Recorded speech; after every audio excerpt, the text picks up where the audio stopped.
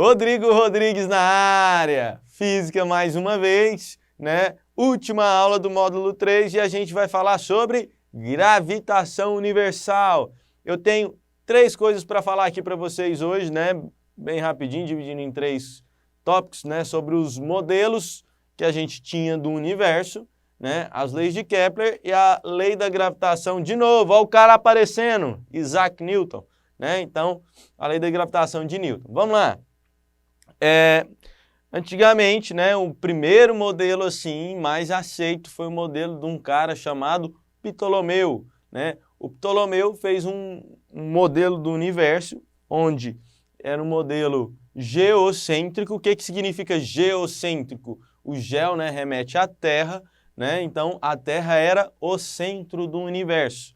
Então ele fez um modelo onde a Terra era o centro e tudo rodava, né, em torno da Terra. Só que tinha alguns planetas que tinham um movimento meio doido que ninguém conseguia descrever. Aí ele falou assim, não, é porque aquele movimento ali, ele não está em torno da Terra, ele está em torno de um negócio que chama epiciclo, né? E o epiciclo está em torno da Terra, né? Então, aí no livro, no módulo de vocês, tem uma ilustração de como que é isso, né? Que tinha um pontinho, o planeta rodava em torno do pontinho, e esse pontinho que rodava em torno da Terra.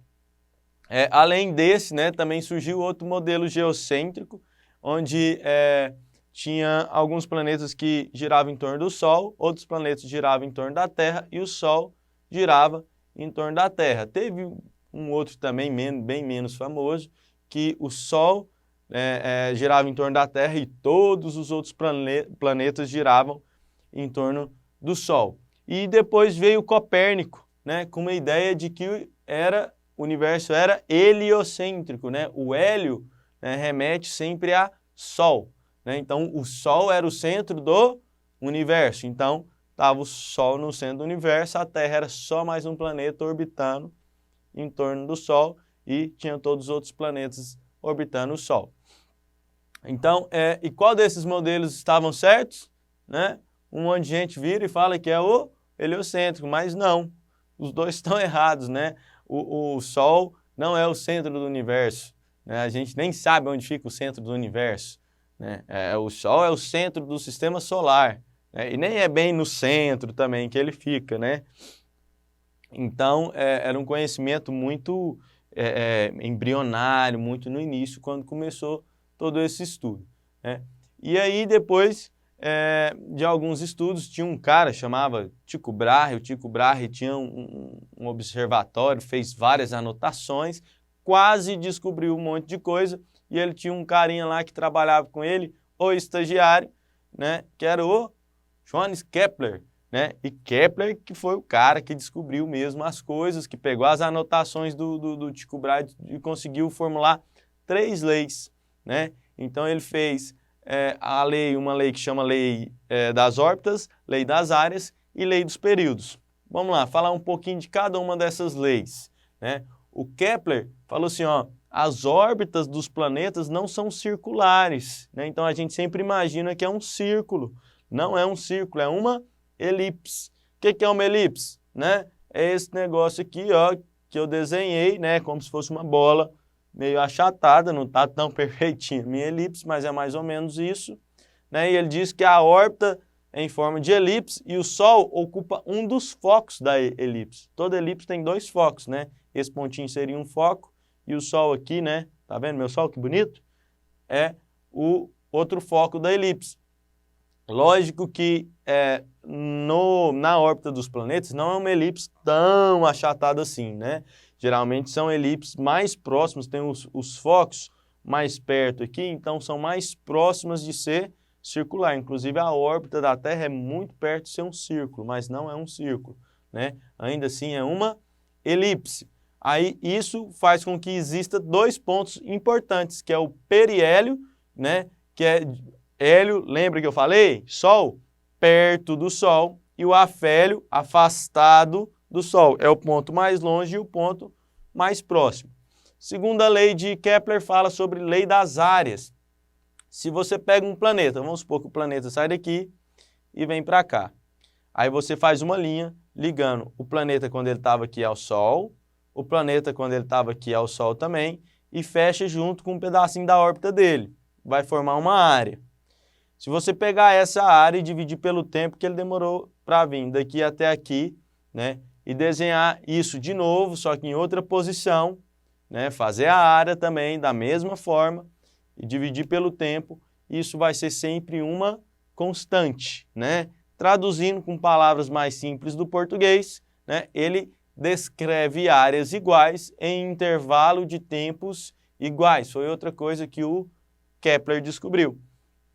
E a terceira lei de Kepler fala que existe uma relação, né, entre o raio médio, né, da órbita do planeta. Por que raio médio? Né? Porque aqui não é um círculo, então ele não tem só um raio, tem um raio maior e um raio menor.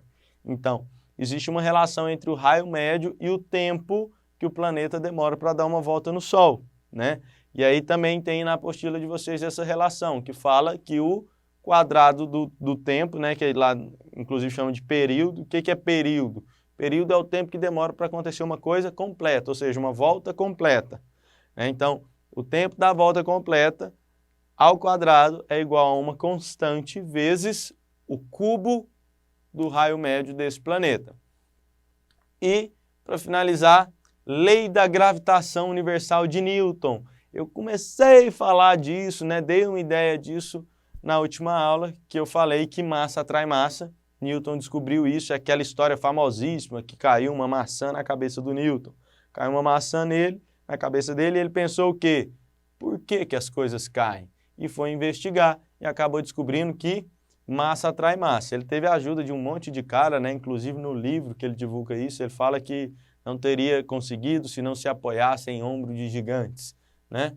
E ele chegou a essa conclusão de que massa atrai massa e que a força com que uma massa atrai outra massa é diretamente proporcional ao produto das duas massas e inversamente proporcional ao ao quadrado da distância entre essas duas massas, né? Isso tudo, né, é possível por conta de uma grandeza de proporcionalidade, que é a grandeza de gravitação universal, que vale aproximadamente 6,67 vezes 10 a menos 11, com unidades do Sistema Internacional. Então, falando um pouquinho mais disso aqui, vamos lá. Eu tenho massa, você aí do outro lado também tem massa, né? Estamos a uma certa distância, não conhecemos essa distância, mas suponhamos que é conhecida. Se nós dois temos massa e tem uma distância entre nós, tem como a gente calcular essa força? Existe essa força? Existe. Só que vai ser uma força muito pequena. Tudo que tem massa atrai outra coisa que tem massa também. Só que a força é muito pequenininha, porque nossa massa também é muito pequena, né? Por mais que seja bem gordinha a pessoa, em escala, quando a gente fala de gravitação, é uma massa pequena, né? Então, aí você pode comparar, por exemplo, a massa da Terra com a massa da Lua. Existe força entre Terra e Lua? Existe. Inclusive, é essa força, a atração entre a massa das duas, que faz com que a Lua orbite a Terra, né? Então, por que a Lua que orbita a Terra e não é a Terra que orbita a Lua? Porque a massa da Terra é maior, né? Então, a força é maior também? Não. A força que a Lua faz na Terra e que a Terra faz na Lua é a mesma força. Mas você lembra, na aula passada, né, que atua em corpos diferentes, ação e reação? Né? Então, a consequência é diferente. A mesma força consegue pôr a Lua em órbita, mas não consegue colocar a Terra em órbita. Beleza? Então, é isso sobre gravitação universal. Muito obrigado pela sua atenção e espero você no próximo módulo.